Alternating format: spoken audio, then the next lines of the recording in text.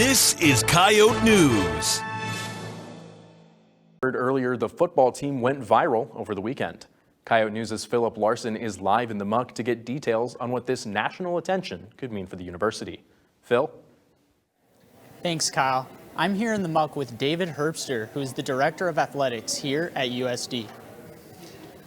So David, the game seemed to be over, but apparently a lot can happen in 1 second with the Coyotes pulling off the win.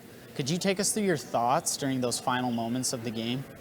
It was interesting. You know, you think about a game like that. It's a great college game, football game to begin with, but when we turned the ball over on downs, 4th and 1, and they take over, I still thought there was enough time for us to get the ball back.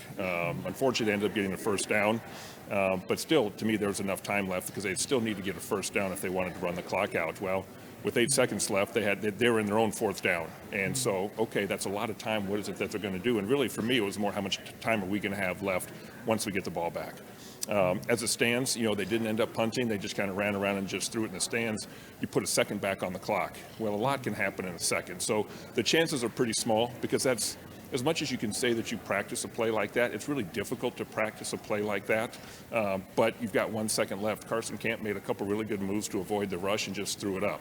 And when he first let it go, I was down on about the 15-yard line.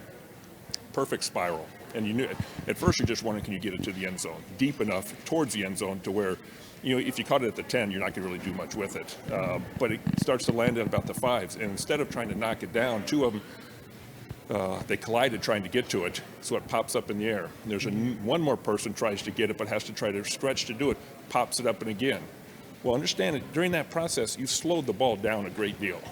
And then Webb is just sitting right there, literally. He's got to jump for it too, but right into his arms, you back into the end zone, and after that, it's just pandemonium because that really is, in baseball, it's a walk-off home run. Hail Mary is just the same especially with 1 second left. Mm-hmm. And that play actually ended up going viral and making it to #1 on SportsCenter's top plays. Mm-hmm. What does that kind of publicity do for the university as a whole?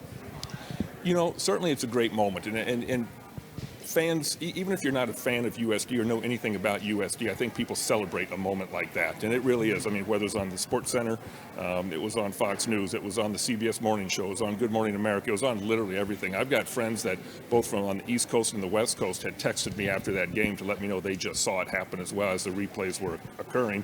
It's a fleeting moment, but in that short moment, you can certainly put South Dakota on the map nationally just because of that one thing and the amount of, I'd say 42 to 72 hours. It'd be interesting to know the type of impressions that we really got from that.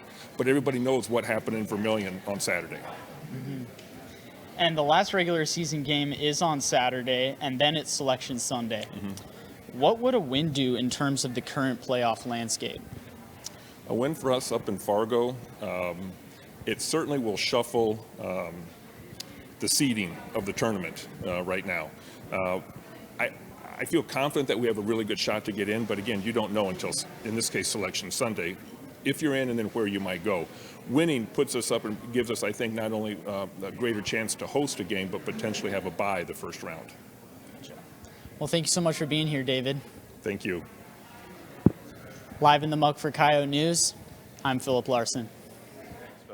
The football team faces NDSU on Saturday. We have a correction on a previous story. The men's basketball team will be facing Southern University on Friday at 7.